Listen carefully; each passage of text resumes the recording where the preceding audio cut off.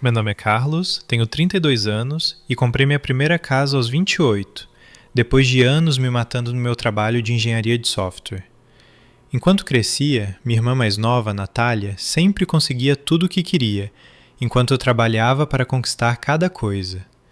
No ano passado, deixei meus pais morarem comigo temporariamente após a aposentadoria, e depois acolhi a Natália após o término do namoro dela. Ontem, enquanto eu fazia uma apresentação em São Paulo, meu celular vibrou. A mensagem do meu pai dizia: "Você não é mais bem-vindo em casa, suas coisas estão na garagem." Antes de me aprofundar nessa história, deixe um comentário me dizendo de onde você está assistindo. Clique em curtir e se inscreva se você já teve familiares que se aproveitaram da sua generosidade. Cresci em um bairro de classe média na periferia de Curitiba, em uma casa modesta de 3 quartos com um pequeno quintal, onde meu pai ocasionalmente fazia churrasco nos fins de semana de verão. Desde as minhas primeiras memórias, eu era o responsável. O filho que fazia lição de casa sem precisar ser cobrado. Quem guardava a mesada em vez de gastá-la em doces. Quem ajudava nas tarefas domésticas sem reclamar. Minha irmã Natália, 4 anos mais nova, sempre foi a bebê da família, a princesa que não fazia nada de errado. Nossos pais, Roberto e Denise, administravam uma pequena loja de materiais de construção que proporcionava uma vida confortável, mas exigia longas horas de trabalho. Papai era o disciplinador severo comigo, mas derretia com as lágrimas da Natália. Mamãe era mais gentil, mas reforçava a dinâmica familiar. O Carlos é forte e independente. A Natália precisa de proteção e atenção especial. Quando eu trazia notas 10 no boletim, minha conquista era apenas o esperado. "É isso que você deve fazer", dizia papai com um aceno de cabeça. Mas quando a Natália conseguia uma nota média, a comemoração era impressionante. Idas à sorveteria, tempo extra de TV, roupas novas como recompensa por tentar o seu melhor. O padrão continuou durante o ensino médio. Trabalhei meio período repondo prateleiras no supermercado local para economizar para a faculdade. A Natália ganhou um carro no aniversário de 18 anos. Era um carro popular usado, mas ainda assim um carro, enquanto eu pegava ônibus até poder comprar meu próprio veículo durante o 2º ano da faculdade. Na universidade foi a mesma história. Frequentei a universidade estadual, trabalhando 20 horas semanais para cobrir as despesas restantes. Morei na república mais barata, comi muito macarrão instantâneo e me formei com dívidas mínimas graças à minha disciplina. Enquanto isso, meus pais de alguma forma encontraram dinheiro para a Natália frequentar uma faculdade particular cara. Ela morou em um apartamento de alto padrão, mudou de curso 3 vezes e ainda se formou com o apoio total deles, tanto emocional quanto financeiro. Após a formatura, consegui um emprego na Tecnofusão, uma empresa de software em crescimento. Comecei como desenvolvedor júnior, mas subi rapidamente. Vivendo frugalmente, dividi um apartamento com outros 2 rapazes e coloquei cada real extra na poupança. Aos 28 anos, economizei o suficiente para a entrada de uma casa modesta de 3 quartos em um bairro em desenvolvimento. Nada chique, mas minha. A casa precisava de reformas. Passei os fins de semana trocando luminárias antigas, pintando paredes e consertando o piso da varanda. Meus pais visitavam ocasionalmente, sempre com comentários como: "Esse bairro é um pouco perigoso, não é?" Ou "Você não poderia comprar algo mais perto de nós?" Eles nunca reconheceram a conquista de ter casa própria antes dos 30 anos. 3 anos atrás, o negócio da família começou a ter dificuldades contra a concorrência das grandes redes de construção. Papai, teimoso como sempre, recusou-se a se adaptar. As vendas caíram, as dívidas aumentaram e, eventualmente, foram forçados a fechar. As economias de aposentadoria deles, fortemente ligadas ao negócio, sofreram um grande golpe. Na mesma época, mamãe desenvolveu artrite, somando contas médicas ao estresse financeiro deles. "Só precisamos de alguns meses para nos reerguer", disse papai quando pediram para morar comigo. "O mercado está terrível para idosos com renda fixa." Hesitei, lembrando de uma vida inteira sendo dado como certo, mas acabei concordando. Família é família, certo? Eles se mudaram para o meu quarto de hóspedes há 2 anos. O temporário lentamente tornou-se permanente. Eles trouxeram mais pertences do que o quarto podia comportar, espalhando-se gradualmente por toda a minha casa. Papai reorganizou a garagem para atender às suas necessidades sem pedir. Mamãe assumiu a cozinha, criticando como eu organizava meus próprios armários. Ajustei minha vida para acomodá-los. Trabalhei mais horas para cobrir o aumento das despesas, contas de luz, compras de supermercado, os remédios deles. Eles não contribuíram com nada financeiramente, explicando que a aposentadoria do INSS mal cobria a prestação do carro e as despesas pessoais. 8 meses atrás, Natália ligou chorando. O Tiago e eu terminamos, soluçou ela, referindo-se ao namorado de 3 anos. Não posso pagar o apartamento sozinha. Antes que eu pudesse sugerir alternativas, mamãe estava ao telefone. Sua irmã precisa de você. Ela pode ficar no seu escritório por um tempo. Meu escritório virou o quarto da Natália. Meu espaço de trabalho foi realocado para um canto do meu quarto. A casa ficou cheia, mas eu me adaptei. Eu era, afinal, o responsável, o que consertava tudo, o provedor. O padrão da infância ressurgiu. Mamãe cozinhava refeições elaboradas para a Natália quando ela tinha um dia ruim. Papai consertava o carro dela imediatamente quando fazia um barulho estranho, enquanto a tábua solta na minha varanda que eu havia mencionado permanecia sem conserto. Eles a tratavam como hóspede. Tratavam-me como proprietário, exceto que eu não recebia aluguel, apenas despesas crescentes e espaço diminuindo. Engoli minha frustração. Paguei o financiamento, as contas e a maior parte das compras. Limpei as áreas comuns nos fins de semana. Fiquei até tarde no trabalho para evitar a casa lotada. Cada vez mais parecia menos minha casa e mais uma pensão onde eu era o residente menos importante. Na segunda-feira passada, voei para São Paulo para apresentar a nova plataforma de software da nossa equipe para potenciais investidores. Uma oportunidade decisiva para a minha carreira. A apresentação estava agendada para quinta-feira de manhã. Passei terça e quarta ensaiando, refinando slides e gerenciando a ansiedade pré-apresentação. Quinta-feira de manhã, fiz uma apresentação impecável. Os investidores ficaram impressionados. Meu chefe insinuou uma possível promoção.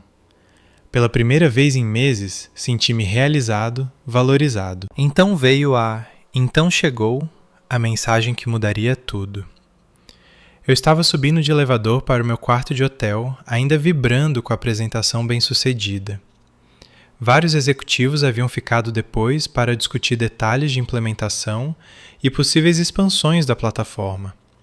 Meu chefe, Paulo, tinha me puxado de lado com um largo sorriso. Esse é o tipo de trabalho que leva as pessoas à diretoria, Carlos. O peso dos últimos meses, a casa cheia, o aperto financeiro, a sensação de ser desvalorizado, tudo isso foi brevemente tirado dos meus ombros.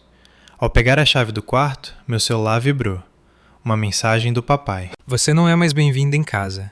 Suas coisas estão na garagem. Olhei para a tela, certo de que tinha entendido mal. Liguei imediatamente. Ninguém atendeu. Tentei o telefone da mamãe. Caiu direto na caixa postal. Liguei mais 3 vezes, ficando cada vez mais ansioso. Finalmente, tentei a Natália. Ah, você recebeu a mensagem do papai, disse ela casualmente quando atendeu, como se estivéssemos discutindo uma mudança nos planos para o jantar e não o meu despejo da minha própria casa. O que está acontecendo? Isso é algum tipo de piada? Minha voz ecoou no corredor vazio do hotel. Estou grávida, disse ela. 3 meses. O Tiago não quer se envolver.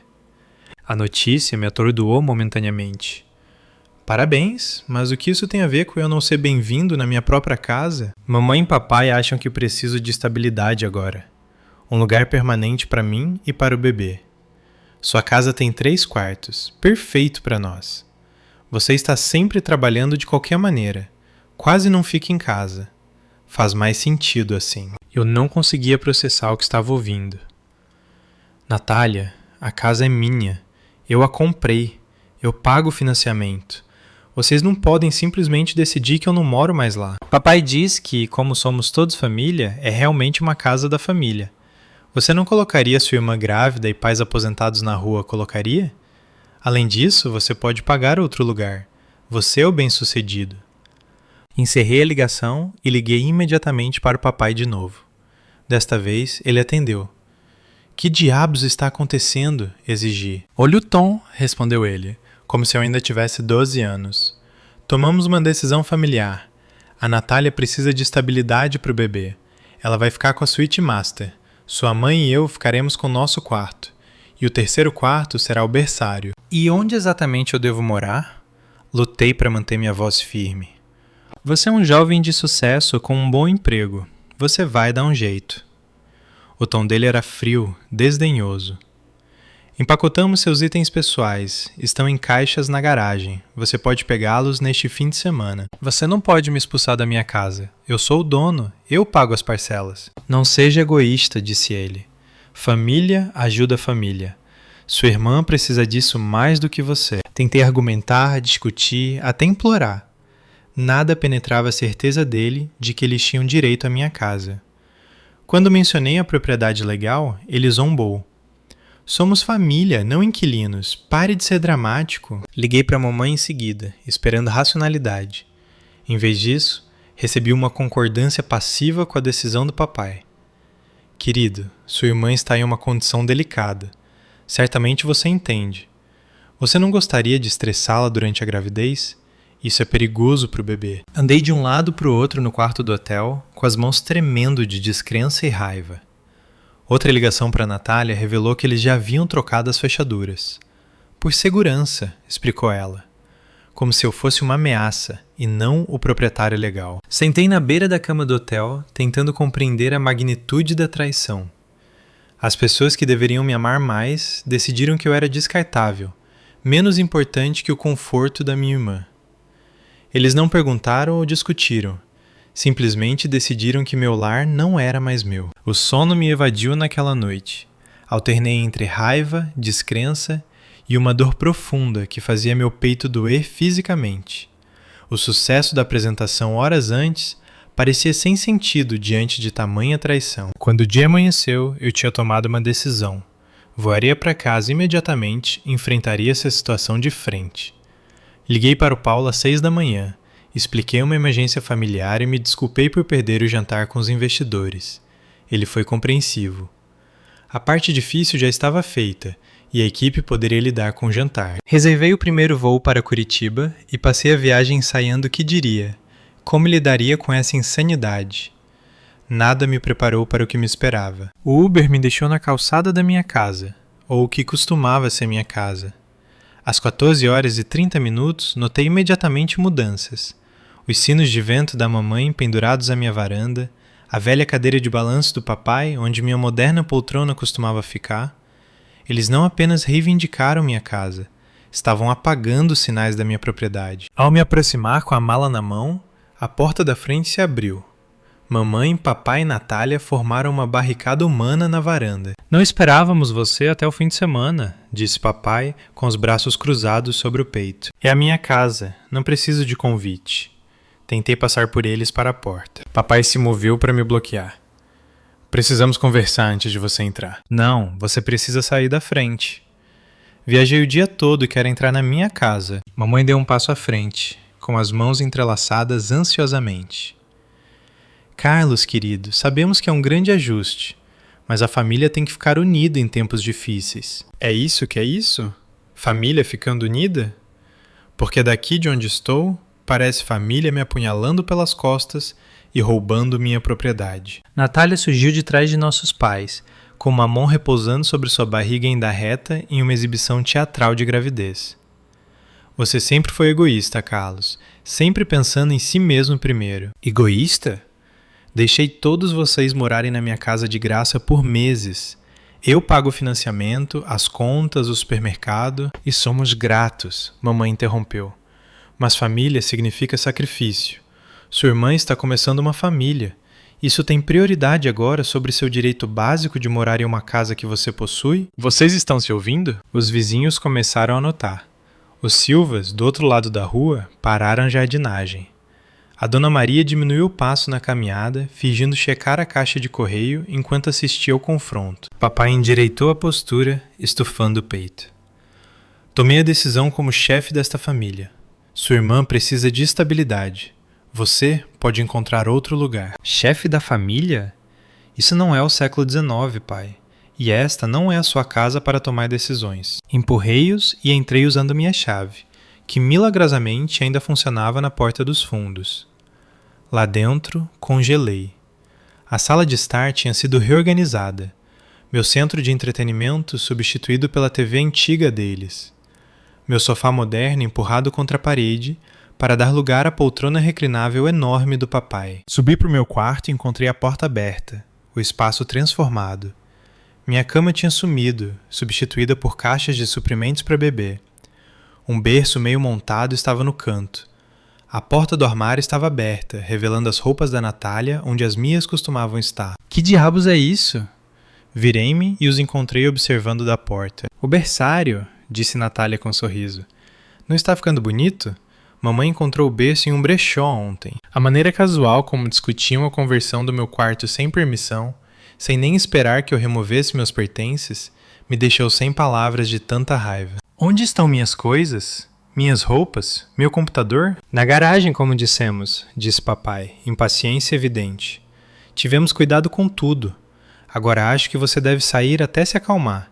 Esse estresse não é bom para sua irmã. Não vou a lugar nenhum. Esta é minha casa. Meu nome está no financiamento, na escritura, em toda a papelada. Vocês são hóspedes que passaram dos limites. O rosto do papai ficou vermelho.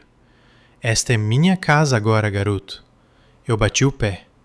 Sua mãe e eu criamos você. Alimentamos, vestimos por 18 anos. Você nos deve. Eu devo a vocês? Tenho pago suas despesas de vida há 2 anos. Afinal, nos sacrificamos por você. A voz da mamãe assumiu o tom indutor de culpa que eu conhecia desde a infância. Abrimos mão de férias, trabalhamos horas extras, tudo para lhe dar oportunidades. É assim que você nos retribui? Fornecendo moradia gratuita por anos? Sim, isso parece uma retribuição. Natália deu um passo à frente, lágrimas brotando em seus olhos. Preciso deste lugar para meu bebê, Carlos. Você não se importa com sua futura sobrinha ou sobrinho? Onde devemos ir? O mesmo lugar para onde aparentemente devo ir. Qualquer lugar, menos aqui. A discussão escalou. Vozes se elevaram. Acusações voaram. Anos de ressentimento borbulharam a superfície. O favoritismo deles, meu ressentimento. O sentimento de direito deles, minha frustração. O verniz da harmonia familiar completamente estilhaçado. Quando me recusei a sair, papai fez um show chamando a polícia. Meu filho está invadindo e nos ameaçando, relatou ele. Uma performance teatral tanto para o atendente quanto para os vizinhos, que agora assistiam abertamente. 20 minutos depois, o policial Renato chegou parecendo desconfortável ao avaliar a situação. Senhor, entendo que isso é uma disputa familiar, mas se os proprietários estão pedindo para você sair... Peguei meu celular, abri meus documentos de financiamento e registros do IPTU. Eu sou o proprietário, apenas meu nome. Eles estão morando aqui porque eu permiti temporariamente. O policial Renato revisou os documentos, depois se virou para minha família com uma postura diferente. Senhor, senhora, parece que seu filho é o proprietário legal do imóvel. O choque em seus rostos quase valeu a dor das últimas 24 horas. Eles genuinamente acreditavam que poderiam simplesmente reivindicar minha casa. A presunção era impressionante. Ele ainda está nos ameaçando, tentou papai, mas sua voz carecia de convicção. Não ouvi ameaças, afirmou o policial Renato com firmeza. Sr. Walker, Carlos, gostaria que eu os escoltasse para fora da propriedade? Parte de mim queria exatamente isso, justiça imediata, vê-los se virando como eu fui forçado a fazer. Mas o despejo exigia processo legal, e apesar de tudo, eu não podia colocar minha irmã grávida na rua sem aviso. Não, mas gostaria de recolher alguns dos meus pertences sem interferência. O policial Renato assentiu. Permanecerei presente enquanto você faz isso. A humilhação de recolher itens pessoais da minha própria casa, sob supervisão policial, ardeu profundamente. Na garagem encontrei meus bens empacotados de qualquer jeito. Roupas desdobradas, eletrônicos sem proteção, livros empilhados sem cuidado. O relógio da minha bisavó, um presente de formatura da faculdade, estava com o vidro quebrado. Minha coleção de primeiras edições autografadas, guardadas em caixas protetoras, havia sido removida e jogada em uma caixa de papelão. Mais perturbadores eram os itens que faltavam: meu notebook, vários relógios e o pequeno cofre à prova de fogo contendo documentos importantes. Quando confrontados, minha família alegou ignorância. Empacotamos o que estava visível. Se algo está faltando, você provavelmente perdeu. Carreguei o que pude no meu SUV sob o olhar atento do policial Renato. Minha família ficou na entrada da garagem, uma frente unida contra mim. Mamãe chorosa, papai desafiador, Natália bancando a vítima grávida e vulnerável para o benefício do policial. Enquanto eu me preparava para sair, o policial Renato falou baixinho: documente tudo o que estiver faltando ou danificado. Você vai querer isso para o registro. Assente com a garganta apertada de emoção. Obrigado. Naquela noite, fiz check-in em um flat, cercado por posses resgatadas às pressas, sentindo-me totalmente sem teto, apesar de possuir uma casa. A traição estava completa. As pessoas que deveriam me amar mais me descartaram sem hesitação, reivindicando minha propriedade como seu direito, tratando minha generosidade como obrigação deles. Encarei a parede genérica do hotel, o luto dando lugar a uma resolução fria. Eles me mostraram exatamente onde eu estava em suas vidas, conveniente quando necessário, descartável quando não. Era hora de agir de acordo. A primeira semana no flat passou em um borrão de turbulência emocional. Funcionei no piloto automático, indo trabalhar, voltando para o quarto estéreo do hotel, encarando paredes, mal dormindo. A decoração bege e os móveis genéricos espelhavam o vazio que eu sentia por dentro. Todas as manhãs eu acordava esperando que tudo tivesse sido um pesadelo, apenas para lembrar que minha realidade agora era essa existência no limbo. Fiz várias tentativas de reconciliação, não porque acreditasse que eles merecessem perdão, mas porque eu queria desesperadamente entender como as pessoas que me criaram podiam me trair tão completamente. Minha primeira ligação para o papai correu previsivelmente mal. Você está fazendo tempestade em copo d'água, insistiu ele. É isso que a família faz, se adapta às necessidades. Família não rouba casas um dos outros, rebati. Não roubamos nada. Redistribuímos os recursos da família para onde são mais necessários. Você está estabelecido. Sua irmã não. Porque eu trabalhei por tudo, enquanto vocês davam tudo para ela. Veja, é por isso que tomamos essa decisão sem você. Você sempre ressentiu as necessidades da sua irmã. Que belo irmão você é. As necessidades dela ou os desejos dela? Há uma diferença. Carlos, você nos deve por termos te criado. 21 anos de comida, roupas, abrigo, educação. Você calculou esse custo? A conversa degenerou a partir daí, terminando com a declaração dele de que eu estava morto para ele até que eu crescesse e aceitasse a responsabilidade familiar. A ironia dele me dando sermão sobre responsabilidade enquanto morava na minha casa de graça aparentemente passou despercebida por ele. A abordagem da mamãe foi diferente, mas igualmente tóxica. Meu coração está se partindo, Carlos, choramingou ela ao telefone. Ver meus filhos brigando assim...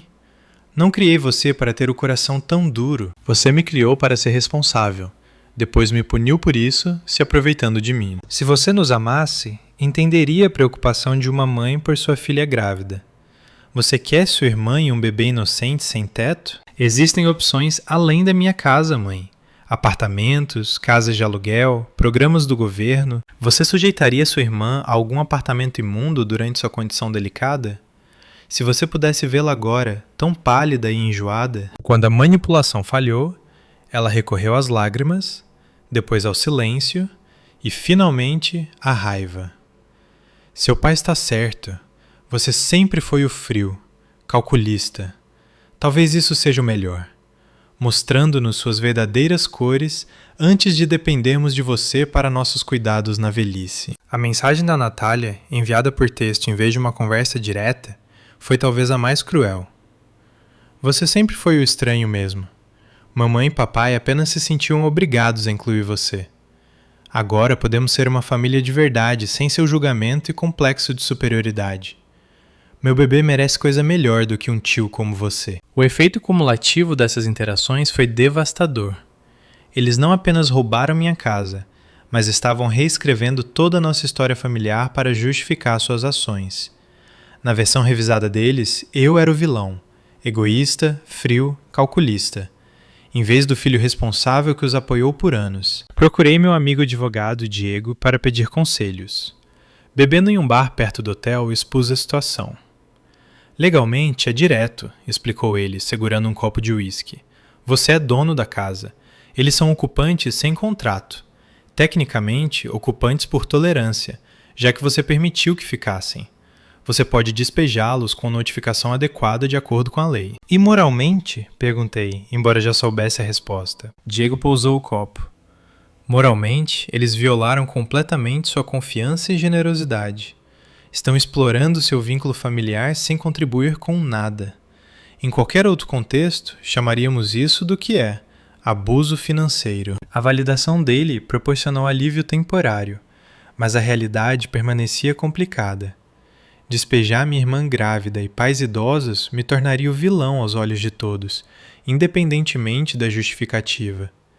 Esse medo foi confirmado quando meu telefone começou a tocar com ligações de membros da família estendida, pessoas que raramente me contatavam, exceto nos feriados. Tia Eliane, irmã da mamãe, ligou primeiro. Como você pôde abandonar sua irmã grávida e pais idosos depois de tudo o que fizeram por você? Tentei explicar meu lado, mas ela falou por cima de mim. Sua mãe está devastada. Seu pai diz que você os ameaçou. É esse o homem que criamos você para ser? Tio Tomás, irmão do papai, foi igualmente condenatório. Seu pai me diz que você está tentando expulsá-los de casa. Sempre pensei que você fosse o responsável da família. É a minha casa, tio Tomás. Eu paguei por ela. Eu sou o dono. Não seja pedante, garoto. Propriedade da família é propriedade da família. Até primos de quem eu era próximo na infância começaram a me desfazer amizade nas redes sociais. A narrativa da família se espalhou como fogo. O egoísta Carlos abandonando sua irmã grávida e pais idosos, ameaçando-os, causando estresse desnecessário durante a condição delicada da Natália. O isolamento foi absoluto. No trabalho, lutei para me concentrar, cometendo erros incomuns. Meu chefe, inicialmente compreensivo com a emergência familiar, começou a mostrar preocupação com meu desempenho. Apenas Jéssica, uma colega desenvolvedora que se tornara amiga ao longo dos anos, notou que algo mais profundo estava errado. Você não está dormindo, está? Perguntou ela durante o almoço na copa. Balancei a cabeça, exausto demais para fingir. Quer falar sobre isso? Sem pressão, mas às vezes uma perspectiva de fora ajuda. A gentileza dela quebrou algo em mim. Na copa estéril da empresa, cercado por xícaras de café meio vazias, contei tudo a ela. Ela ouviu sem interrupção, sem julgamento, sua expressão mudando de preocupação para descrença e ultraje. Isso não é família, Carlos, disse ela finalmente. Isso é parasitismo. A franqueza dela arrancou uma risada minha, a primeira em dias. Duro, mas preciso. Você foi condicionado a aceitar esse tratamento, a se sentir culpado por ter limites. Isso não é amor, é controle. A conversa marcou um ponto de virada. A perspectiva externa da Jéssica me ajudou a ver a dinâmica claramente. Eu não era o vilão por querer minha casa de volta. Eles eram os vilões por tomá-la em primeiro lugar. Naquele fim de semana, sozinho no meu quarto de flat, atingi o fundo do poço emocional. Fui criado para acreditar que a família era tudo, que sacrificar pela família era a maior virtude. Agora, essa mesma família me descartou sem hesitação. A fundação da minha identidade parecia fraturada além do reparo. Domingo à noite, meu telefone apitou com uma notificação do meu aplicativo bancário. Boleto do financiamento vencendo em 3 dias. Automaticamente, me movi para autorizar o pagamento, continuando a pagar por uma casa onde eu não tinha permissão para morar. Meu dedo pairou sobre o botão de confirmar. Um momento de clareza me atingiu com força quase física. Por que eu ainda estava facilitando para eles? Por que continuar financiando o conforto deles ao custo do meu? Pela primeira vez, vi a situação com clareza total. Eles tomaram minha generosidade por fraqueza, minha responsabilidade por obrigação. Acreditavam que tinham direito a tudo o que eu havia conquistado. A percepção foi simultaneamente dolorosa e libertadora. Fechei o aplicativo do banco sem autorizar o pagamento. Se eles queriam minha casa, poderiam pagar por ela. Se não pudessem pagar, enfrentariam as consequências de suas ações. Talvez pela primeira vez em nossa dinâmica familiar, dormi profundamente naquela noite, sem sonhos, como um homem que finalmente largou um fardo que carregava há muito tempo. Segunda-feira de manhã chegou com nova clareza. Em vez da névoa de traição e mágoa que nublava meu pensamento há dias, acordei com um propósito. Não era apenas sobre recuperar minha casa. Era sobre recuperar meu autorrespeito e estabelecer limites que deveriam ter existido há muito tempo. Primeiro passo, garantir minha posição financeira. Liguei dizendo que estava doente no trabalho, depois agendei reuniões com minha consultora financeira e um advogado imobiliário, não o Diego, cujo conselho amigável foi valioso, mas que não tinha especialização em direito de propriedade. Minha consultora financeira, Eliana, revisou minha situação com um distanciamento profissional que achei refrescante, após o caos emocional. Vamos separar a emoção das finanças, disse ela, ajustando os óculos enquanto revisava minhas contas. O financiamento está apenas em seu nome, correto? Sem fiadores. Correto. Aprovei o empréstimo e fiz todos os pagamentos sozinho. E não há contrato formal de aluguel com seus familiares. Nenhuma documentação do status de ocupação deles? Nada escrito. Deveria ser temporário. Ela assentiu, tomando notas. De uma perspectiva puramente financeira, você tem várias opções. Você pode continuar pagando o financiamento enquanto busca o despejo, efetivamente subsidiando a situação de moradia deles durante os processos legais. Ou você pode parar os pagamentos e permitir que o processo de execução do banco comece, o que eventualmente os forçaria a sair, mas prejudicaria severamente seu crédito por anos. E quanto a vender a casa? Você não pode vender com ocupantes não autorizados, a menos que eles cooperem com as visitas e eventual desocupação. Pelo que você descreveu, isso parece improvável. A consulta com o Dr. Miguel foi igualmente sóbria. A lei ainda se aplica, mesmo em arranjos familiares informais, explicou ele. Eles são considerados ocupantes in comodato, já que você permitiu a ocupação sem contrato. Podemos encerrar a posse deles com uma notificação extrajudicial adequada, tipicamente 30 dias. Se eles se recusarem a sair após esse período, entramos com uma ação formal de reintegração de posse, que leva mais tempo. Quanto tempo ao todo? No melhor cenário, se eles saírem quando exigido pela notificação, 30 dias. No pior caso, se contestarem tudo e atrasarem o processo, 3 a 4 meses, possivelmente mais. E minhas obrigações durante esse tempo? Como proprietário, você é responsável por manter a propriedade em condições habitáveis. Cortar serviços essenciais para forçá-los a sair seria considerado exercício arbitrário das próprias razões e é ilegal. Saí de ambas as reuniões com uma compreensão mais clara da minha posição. Eu tinha direitos legais, mas exercê-los não seria nem rápido nem simples. Enquanto isso, eu precisava de uma situação de vida mais permanente do que o flat. Jessica provou ser inestimável durante essa transição. A irmã dela trabalhava com a administração de imóveis e me ajudou a encontrar um apartamento de 1 quarto com um contrato de curto prazo. O aluguel era razoável, a localização conveniente para o trabalho e, o mais importante, eles tinham disponibilidade imediata. Não é chique, avisou Jéssica enquanto me ajudava a mudar meus pertences resgatados do hotel, mas é um começo. O apartamento era de fato básico. Paredes brancas, piso padrão, eletrodomésticos simples, mas estava limpo e o mais importante era meu. Ninguém poderia reivindicá-lo, trocar as fechaduras ou decidir que eu não pertencia ali. Pela primeira vez desde a traição, senti uma aparência de estabilidade. Enquanto organizava meu novo espaço, meu telefone tocou com o número do banco.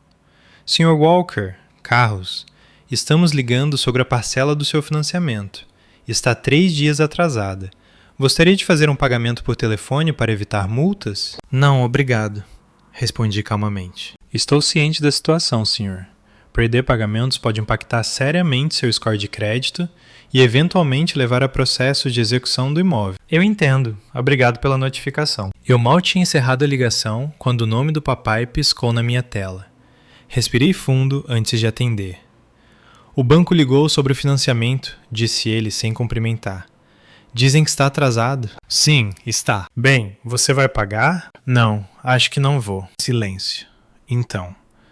Mas que diabos isso significa? Significa que se vocês querem morar nessa casa, precisarão pagar por ela. Você não pode estar falando sério. Você sabe que não podemos pagar esse financiamento. Então vocês têm um problema, não tem? Isso é sua responsabilidade. Seu financiamento para minha casa, que vocês tomaram. Posse e responsabilidade andam juntas, pai. Você não pode ter um sem o outro. A voz dele subiu para um grito. Você deixaria o banco tomar a casa da própria família? Que tipo de filho faz isso? O tipo cuja família roubou sua casa, respondi, surpreendendo-me com minha calma. Vocês fizeram uma escolha quando trocaram aquelas fechaduras. Agora vocês têm que viver com as consequências. Depois da ligação do papai, vieram as lágrimas da mamãe, depois a histeria da Natália. Você está colocando em perigo o futuro do meu bebê. Como você pode ser tão sem coração? Esse estresse pode causar um aborto. As palavras delas batiam em mim como chuva na janela. A manipulação emocional que me controlou por anos, de repente perdeu seu poder. Eu vi o que era.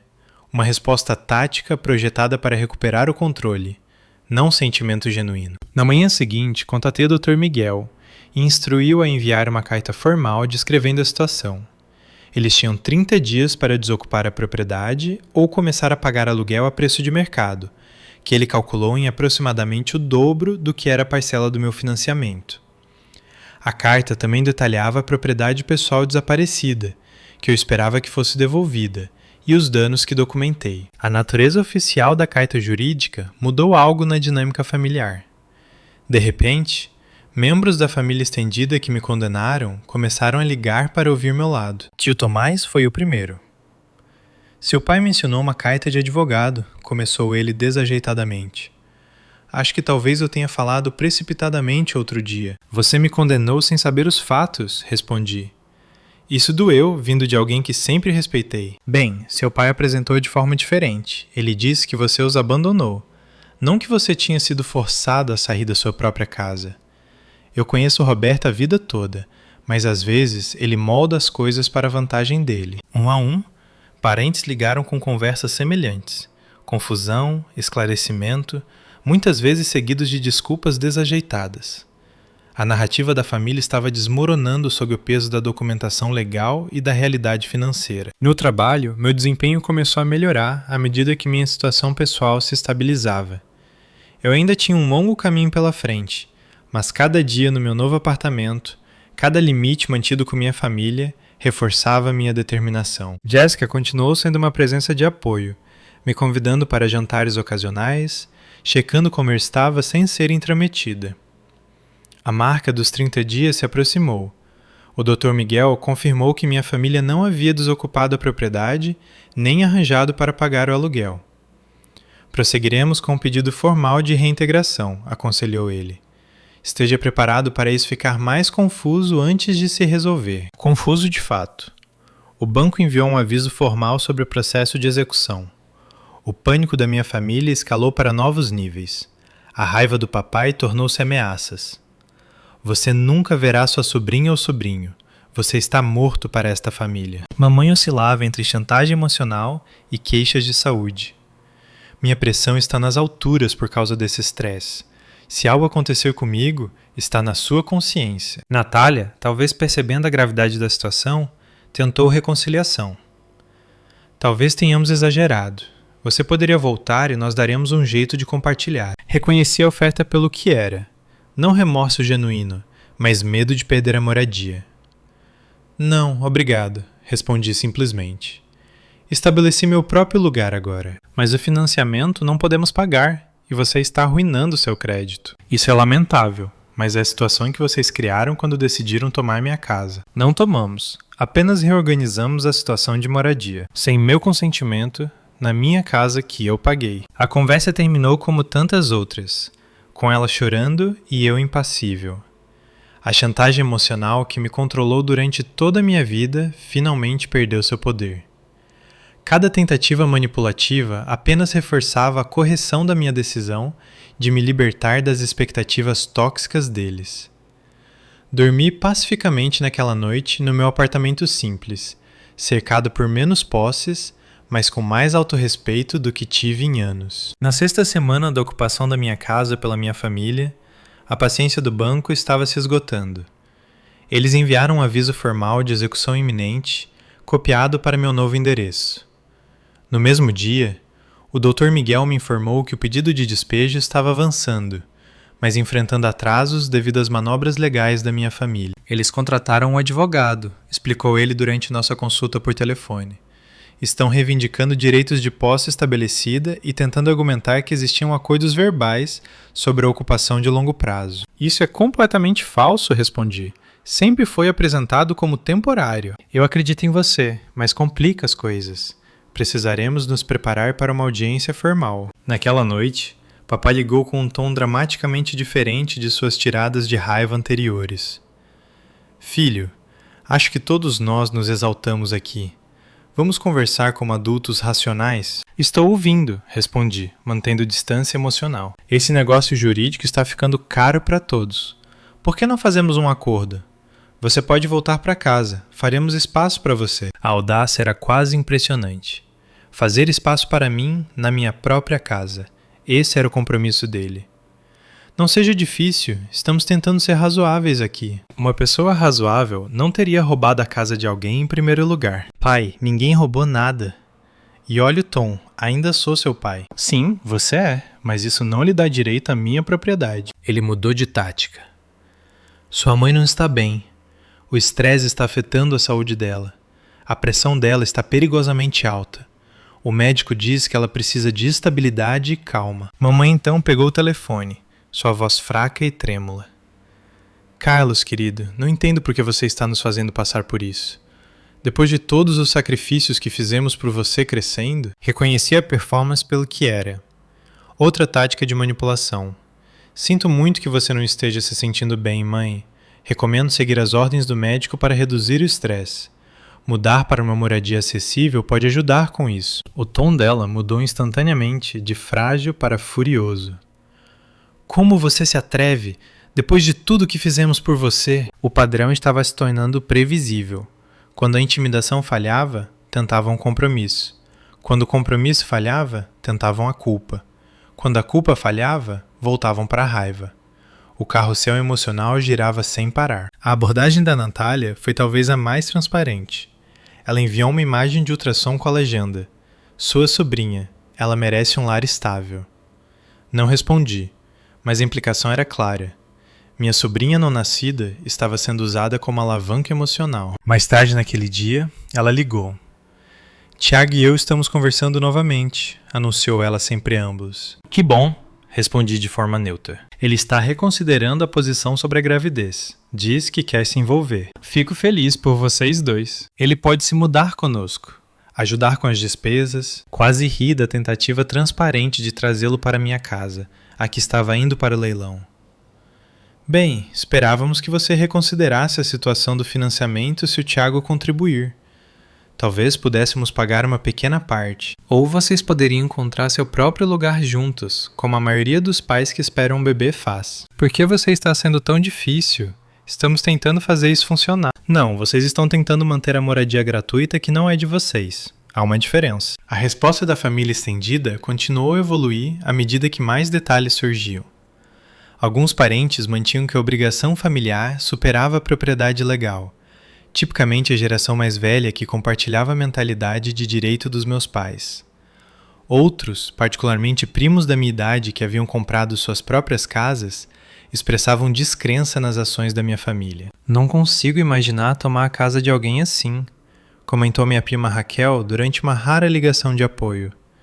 Especialmente depois de você ser generoso o suficiente para deixá-los ficar em primeiro lugar. Essa resposta dividida criou tensão em reuniões familiares que eu não frequentava mais, mas ouvia falar através da Raquel.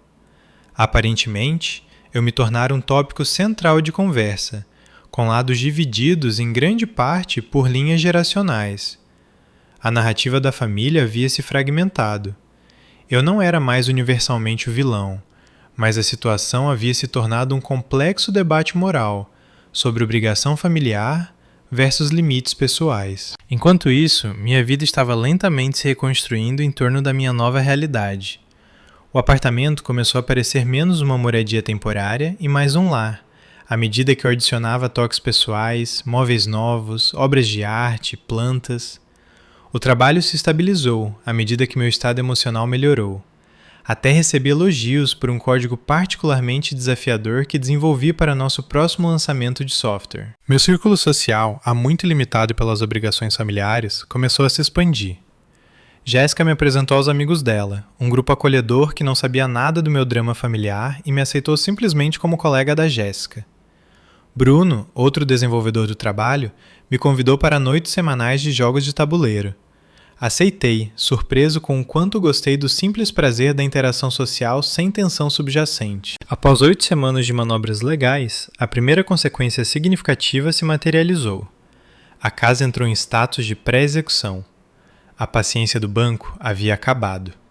Papai ligou em pânico. O banco diz que está iniciando a execução. Eles vão tomar a casa. Sim. Isso acontece quando os financiamentos não são pagos por longos períodos. Você tem que fazer alguma coisa. Isso é sua responsabilidade. Não, pai. Deixou de ser minha responsabilidade quando você decidiu que não era mais minha casa. Um silêncio pesado se seguiu. Talvez pela primeira vez, a realidade da situação deles pareceu penetrar. Não podemos pagar esse financiamento, Carlos. Você sabe disso. Estou ciente. Então, o que devemos fazer? Para onde devemos ir? As mesmas perguntas que enfrentei quando vocês me expulsaram. Deem um jeito. 2 dias depois, mamãe ligou com novidades. Encontramos um apartamento. É pequeno, mas o proprietário aceita nossa renda fixa. A vitória que eu esperava sentir foi silenciosa, temperada por uma tristeza persistente pelo que nosso relacionamento familiar havia se tornado. Fico feliz que tenho encontrado uma solução. Seu pai queria que eu perguntasse sobre a execução. Se nos mudarmos, você retomaria os pagamentos para proteger seu crédito? Foi o primeiro reconhecimento, ainda que indireto, de que haviam passado dos limites. Sim, assim que eu confirmar que a propriedade está vaga, tratarei da situação do financiamento. E nossas coisas? Não conseguimos colocar tudo no lugar novo. Vocês precisarão levar o que é importante e valioso. Darei a vocês um prazo razoável para recolher tudo. Isso é justo. Obrigada. A gratidão pela decência básica, algo que não me mostraram, era irônica e triste. Natália e Tiago, reconciliados pela necessidade em vez de cura genuína do relacionamento, encontraram um pequeno apartamento de 2 quartos do outro lado da cidade. Não é o que queríamos, ela enviou por mensagem, a acusação subjacente clara. Mas vamos nos virar. Não respondi. A expectativa dela de simpatia depois do que fizeram ainda me parecia delirante. Quando chegou o dia de inspecionar a casa após a partida deles, levei Jéssica para apoio moral e Bruno para assistência prática, já que ele tinha experiência em construção e podia ajudar a avaliar qualquer dano. A casa em que entrei mal lembrava que deixei meses antes. A negligência era evidente em toda parte. Carpetes manchados, paredes marcadas, lâmpadas queimadas que ninguém se preocupou em trocar. A pia da cozinha continha louça suja, apesar de saberem que eu estava indo. A geladeira continha comida vencida, que não se deram ao trabalho de descartar. Mais preocupantes eram os problemas estruturais que Bruno identificou. Danos causados pela água sob a pia do banheiro de cima, que claramente estava vazando há algum tempo. Uma janela quebrada no porão, mal coberta com plástico. Drywall danificado em vários locais. Eles não estavam apenas morando aqui, observou Bruno enquanto avaliávamos os danos. Eles estavam punindo você através da propriedade. As contas de serviços públicos apresentavam outro problema. Não pagavam nenhuma conta há 2 meses, deixando dívidas substanciais que precisariam ser quitadas antes que os serviços pudessem ser totalmente restaurados. Parado no que fora meu lar cuidadosamente mantido, senti uma estranha mistura de raiva e alívio. O dano era extenso, mas consertável. A casa podia ser reparada, limpa, restaurada, e apesar de tudo, era minha novamente. O único lugar que representava meu trabalho árduo e conquista. Enquanto saíamos, Jéssica notou um envelope no balcão da cozinha endereçado a mim com a letra da mamãe. Dentro havia um convite para o chá de bebê da Natália, agendado para o mês seguinte, com um bilhete escrito à mão. A família deve estar unida em momentos importantes. Por favor, venha e mostre seu apoio a sua irmã e sobrinha. A manipulação era tão transparente que era quase cômica. Depois de tudo o que fizeram, ainda esperavam que eu aparecesse com presentes e parabéns para fingir que nada havia acontecido. Coloquei o convite de volta no balcão, apaguei as luzes e tranquei a porta atrás de mim. 6 meses se passaram desde que recuperei minha casa. Muito mudou nesse tempo relativamente curto. Depois de avaliar os extensos danos que minha família deixou para trás, tomei a difícil, mas libertadora decisão de vender a propriedade. Embora a casa representasse minha primeira grande conquista, também continha muitas memórias dolorosas. Cada cômodo ecoava traição. Cada parede testemunhou desrespeito. O mercado imobiliário estava felizmente a meu favor.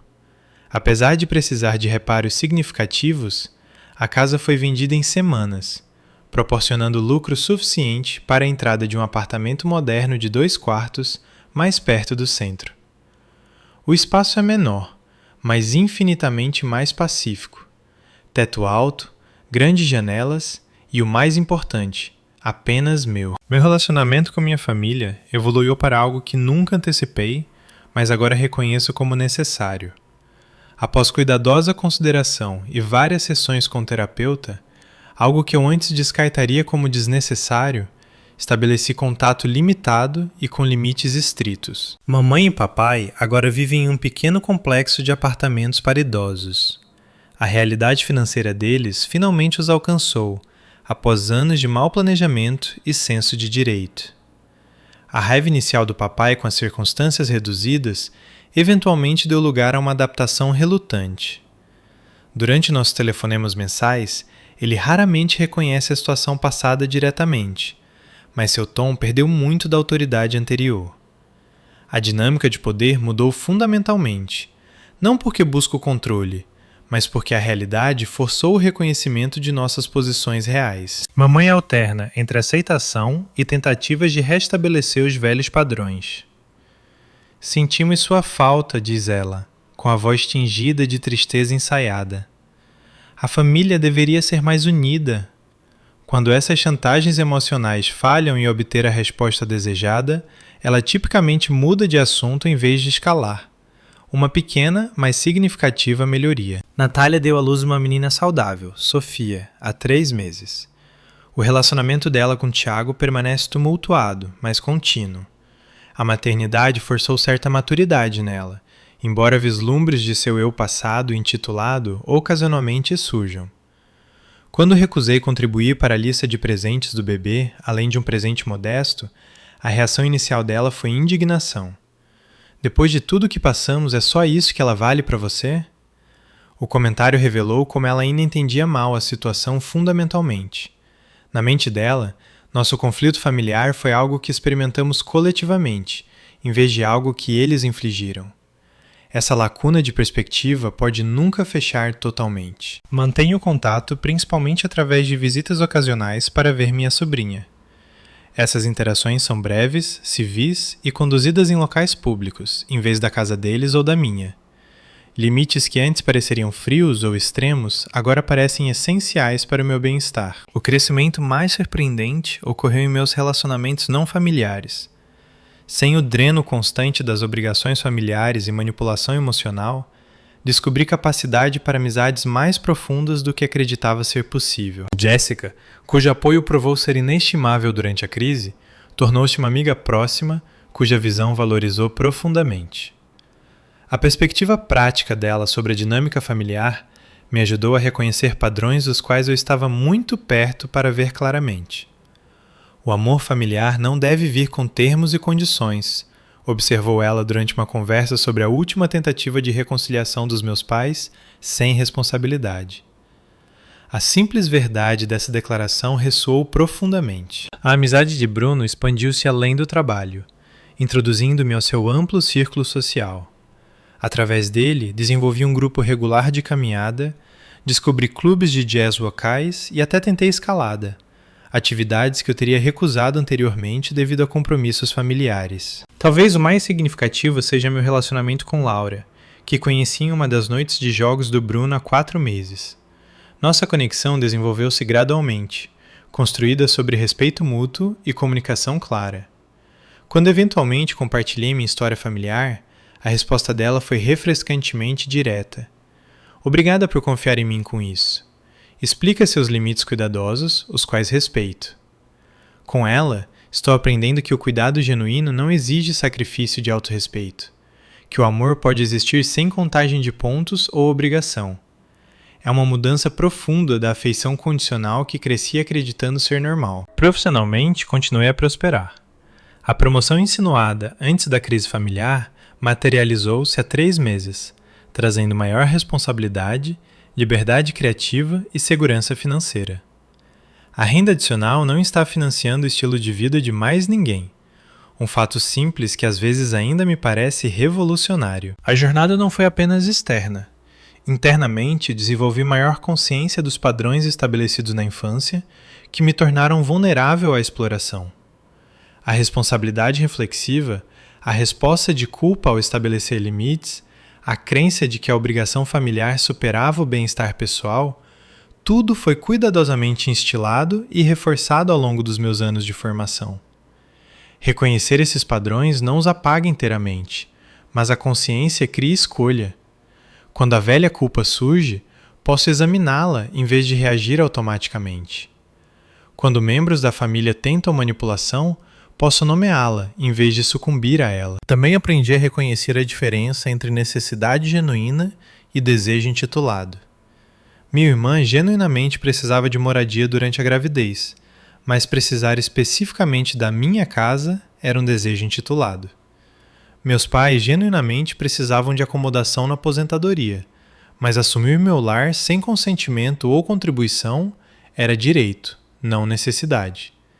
Essa distinção me ajuda a manter a compaixão sem comprometer os limites. Ocasionalmente, ainda luto com a expectativa cultural de que o perdão familiar deve ser ilimitado e incondicional. Conhecidos bem-intencionados às vezes sugerem que eu deveria superar o conflito pela minha própria paz. O que eles não entendem é que a paz não vem de permitir que padrões prejudiciais continuem. Vem de estabelecer as condições sob as quais um relacionamento saudável se torna possível. O relacionamento com minha família agora existe nos meus termos, limitado, condicional e cuidadosamente delimitado. Alguns podem ver isso como duro. Eu reconheço como necessário para meu bem-estar e, finalmente, para qualquer possibilidade de cura genuína. A verdadeira reconciliação não pode ocorrer sem responsabilidade. E a responsabilidade requer enfrentar as consequências. Durante minha visita mais recente com a Sofia, notei algo mudando na atitude da Natália. Uma humildade tentativa anteriormente ausente. A maternidade é mais difícil do que eu esperava, admitiu ela enquanto observava a filha dormir. Entendo agora porque você sempre foi tão responsável. Não era apenas personalidade, era escolha. Esse pequeno reconhecimento representa uma conexão mais genuína do que anos de interação anterior. Talvez a experiência de cuidar de alguém genuinamente dependente tenha fornecido uma visão sobre o peso da responsabilidade que carreguei pela nossa família. É muito cedo para saber se isso representa uma mudança duradoura, mas oferece um vislumbre de possibilidade. Quanto aos meus pais, nosso relacionamento pode nunca se recuperar totalmente. Muitos anos de padrões estabelecidos, muito dano feito. Mas alcançamos uma espécie de trégua. Eles não esperam mais apoio financeiro ou moradia, e eu não espero mais o apoio parental que eles nunca estiveram equipados para fornecer. Interagimos como adultos com vidas separadas que ocasionalmente se cruzam, em vez da unidade emaranhada que eles exigiam. A casa que foi o centro do nosso conflito tem novos donos agora. Um jovem casal esperando seu primeiro filho. Quando entreguei as chaves no fechamento do negócio, desejei-lhes anos de felicidade dentro daquelas paredes, esperando que a história da família deles se desenrolasse com mais respeito e limites do que a minha. Meu novo apartamento representa não apenas espaço físico, mas liberdade psicológica. Os móveis são selecionados para o meu conforto. A decoração reflete meu gosto. A atmosfera apoia minha paz. Após anos acomodando as necessidades e preferências dos outros às custas das minhas, criar este ambiente tem sido profundamente curativo. Aprendi que a família em sua forma mais saudável deve ser uma fonte de apoio, em vez de uma fonte de obrigação. Que amor sem respeito não é amor de verdade. Que às vezes manter distância é a escolha mais compassiva para todos os envolvidos. Essas lições vieram a um custo alto, mas seu valor tem sido imensurável. Para aqueles que assistem e podem reconhecer padrões semelhantes em suas próprias vidas, seja você o responsável sempre esperado para sacrificar, ou aquele lutando para estabelecer limites com membros da família que se acham no direito, saiba que você merece respeito. Suas conquistas são suas, sua propriedade é sua, seus limites são válidos. Às vezes, a ação mais amorosa é manter-se firme, mesmo quando a culpa e a obrigação puxam você. E você? Já teve que estabelecer limites difíceis com membros da família que tomaram sua generosidade como certa? Compartilhe suas experiências nos comentários abaixo. Se essa história ressoou com você, clique no botão de curtir e inscreva-se para mais histórias da vida real sobre como navegar em dinâmicas familiares complexas. Obrigado por ouvir e lembre-se, a verdadeira família te levanta.